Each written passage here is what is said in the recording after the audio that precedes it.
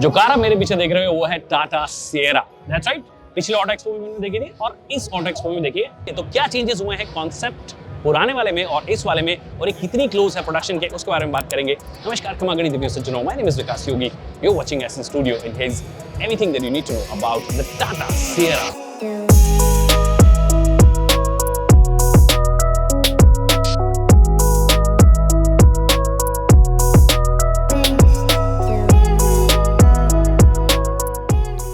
Alright, so the first things first, the platform. तो जो Tata Sierra है वो टाटा मोटर्स के जेनरेशन 2 प्लेटफॉर्म पे बनेगी, जिसे कि सिग्मा प्लेटफॉर्म भी बोलते हैं जब ईवी के लिए यूज करते हैं। तो मोटे मोटे तौर पर टाटा मोटर्स के पास में अभी 3 प्लेटफॉर्म्स है। जेन 1 प्लेटफॉर्म जिसपे कि टियागो, टिगोर और नेक्सॉन के ईवी वर्जन्स बने हैं। फिर है जेन 2 प्लेटफॉर्म जिसका पहला प्रोडक्ट हमें एज अ कर्व कॉन्सेप्ट दिखाया था, तो वो है। फिर साथ में आपका सिएरा जो है वो भी सेम प्लेटफॉर्म पे बनेगी। दैट मीन्स दोनों जो गाड़ियां हैं वो काइंड ऑफ, अगर डायमेंशंस की बात करोगे तो एक ही सेगमेंट में फॉल कर रही हैं। 4.3 मीटर्स की इनकी लगभग लंबाई होगी, ये हमें पता है। दैट मीन्स आप क्रेटा साइज बोल सकते हो, सेल्टॉस साइज बोल सकते हो, वही वाला सेगमेंट में ये फॉल करेगी। बट पोजीशनिंग जो है वो हो सकता है कि कर्व की जो है वो थोड़ी नीचे हो और सिएरा की जो है वो थोड़ी ज्यादा प्रीमियम हो। अब सिएरा पे स्पेसिफिकली अगर हम आए तो प्लेटफॉर्म के बारे में आपको बता दिया। दैट मीन्स जो आइकॉनिक सिएरा थी जो कि बॉडी ऑन फ्रेम थी, उसको तो आप टाटा बाय बाय बोल सकते हो क्योंकि वो वाला है नहीं। इट्स मोनोकॉक प्लेटफॉर्म और ये हाइब्रिड प्लेटफॉर्म है। हाइब्रिड प्लेटफॉर्म का मतलब है कि इस पर पेट्रोल और डीजल भी बन सकता है और इस पर ईवी भी बन सकता है। जो कॉन्सेप्ट हमें दिखाया गया वो ईवी ओनली कॉन्सेप्ट था। दैट मीन्स इसका ईवी आना भी तय है और पेट्रोल आना भी तय है। डीजल के लिए श्योरिटी नहीं है क्योंकि I don't think Tata Motors is investing into diesel technology. तो जो पेट्रोल वर्जन है वो कौन सा होगा? तो कंपनी ने एक नया इंजन रिवील किया जो कि है 1.5 लीटर का turbocharged 4 cylinder petrol engine. Finally Tata Motors की तरफ से एक 4 सिलेंडर पेट्रोल इंजन हमें देखने को मिलेगा, जो कि ऑटो एक्सपो में भी शोकेस किया गया था। हालांकि बोला नहीं था कि ये सिएरा के साथ में आएगा, बट अगर आप मोटे मोटे तौर पर देखोगे उस सेगमेंट को देखोगे तो 1.5 लीटर का turbocharge engine would definitely fit into this और एक बहुत अच्छे नंबर्स भी दे सकता है। नंबर्स एग्जैक्टली नहीं बताएं, बट 160 170 bhp आप इजीली एक्सपेक्ट कर सकते हो। मैनुअल और ऑटोमेटिक दोनों के साथ में आएगा। जो ऑटोमेटिक होगा वो डुअल क्लच ट्रांसमिशन भी हो सकता है। They are playing with dual clutch transmission, जैसे कि अल्ट्रॉस की अगर आप बात करोगे तो डीसी उसमें आया था, इसमें डीसीटी आएगा। बाय द वे, ये जो जेन 2 प्लेटफॉर्म है वो जो अल्ट्रॉस है उसी का री इंजीनियर्ड, हेविली री इंजीनियर्ड वर्जन आप बोल सकते हो, उसी प्लेटफॉर्म पर ये बेस्ड है। तो ये तो प्लेटफॉर्म की बात होगी। ईवी की जहां तक बात है तो बैटरी पैक के बारे में कोई इंफॉर्मेशन नहीं है, बट कंपनी ने कहा है हम कम से कम 500 किलोमीटर की जो रेंज है वो एक्सपेक्ट कर रहे हैं। अब 500 किलोमीटर की रियलिस्टिक रेंज की बात नहीं हो रही है यहाँ पे, आई थिंक क्लेम्ड रेंज होगी। रियलिस्टिक रेंज अगर आपको 450 किलोमीटर भी लेनी है तो जो 40 किलोवाट आवर का बैटरी पैक जिसकी इंफॉर्मेशन उन्होंने शेयर की थी कर्व के टाइम पे, I don't think that will suffice, मतलब दैट विल बी सफिशिएंट।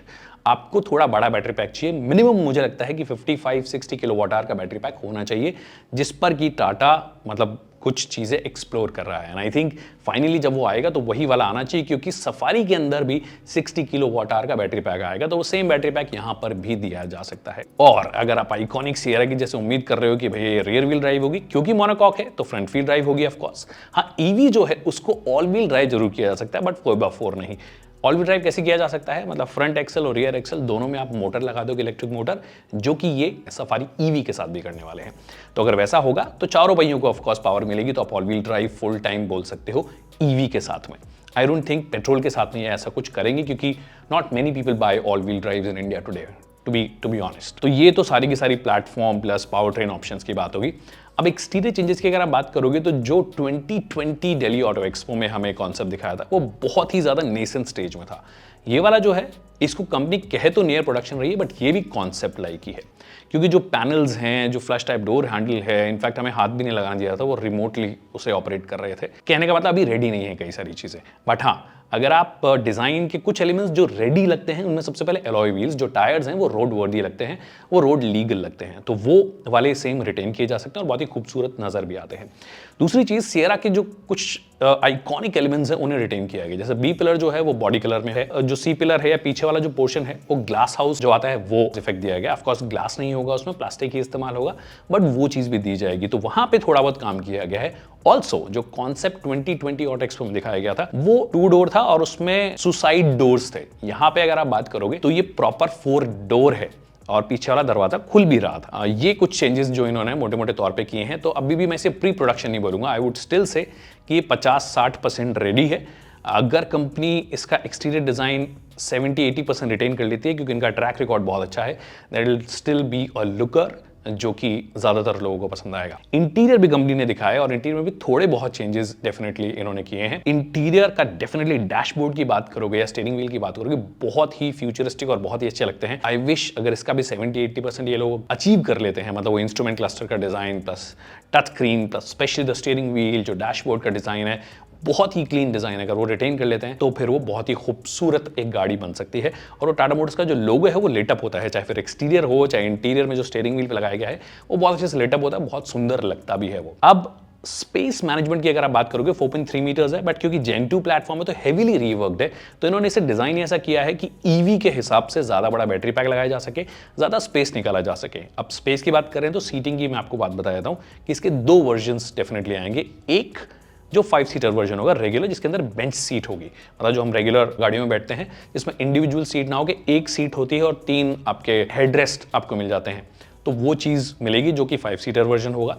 फिर एक लाउंज वेरिएंट होगा, लाउंज वेरिएंट में it will be a 4 seater जिसमें इंडिपेंडेंट सीट्स होगी पीछे की साइड, और यहाँ पे फोकस थोड़ा वो बिजनेस क्लास एक्सपीरियंस देने का है। दैट मींस दोनों की दोनों जो सीटें हैं वो इलेक्ट्रिकली एडजस्ट आप कर सकते हो। फिर ऑटोमेन जैसे फंक्शन दिए जा सकते हैं, इंडिपेंडेंट आपको डिस्प्ले दिए जा सकते हैं, मतलब इंडिविजुअल डिस्प्ले दिए जा सकते हैं। जो पीछे पैसेंजर्स बैठेंगे तो उनके कंफर्ट, क्रीचर्स, इन सबका ध्यान डेफिनेटली रखा जा सकता है। और वो ग्रीन कलर का इन्होंने एक आर्मरेस्ट दिया है जो कि बहुत ही खूबसूरत लगता है। आई विश वो रिटेन कर लिया जाए तो वो एकदम स्टैंड आउट सॉर्ट ऑफ लगेगा।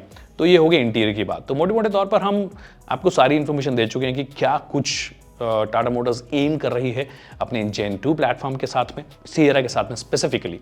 बाय द वे एक और इंजन उन्होंने दिखाया था, वो है 1.2 लीटर का 3 सिलेंडर टर्बोचार्ज इंजन, जो कि मुझे लगता है कर्व के साथ में डेब्यू करेगा। और कर्व जो गाड़ी है, मतलब पावर आउटपुट फिगर्स का उसका नहीं पता है, बट मुझे लगता है कर्व थोड़ा नीचे पोजीशन होगी जैसे मैंने बोला, और सियरा थोड़ी प्रीमियम पोजीशन होगी। तो ये कुछ इन्फॉर्मेशन हमारे पास में है, प्लस कुछ टाटा मोटर्स ने रिवील की हैं। आई विश ये लोग काफी कुछ उसमें से रिटेन कर पाए। अगर वीडियो पसंद आया तो इसे लाइक करना और शेयर करना ना भूलिए। और अगर कोई सवाल है अभी भी रह गए हो सियरा से रिलेटेड तो आप मुझे कमेंट सेक्शन में पूछ सकते हैं, हम उसका जल्दी से जल्दी जवाब देंगे। Thank you so much people for watching this video.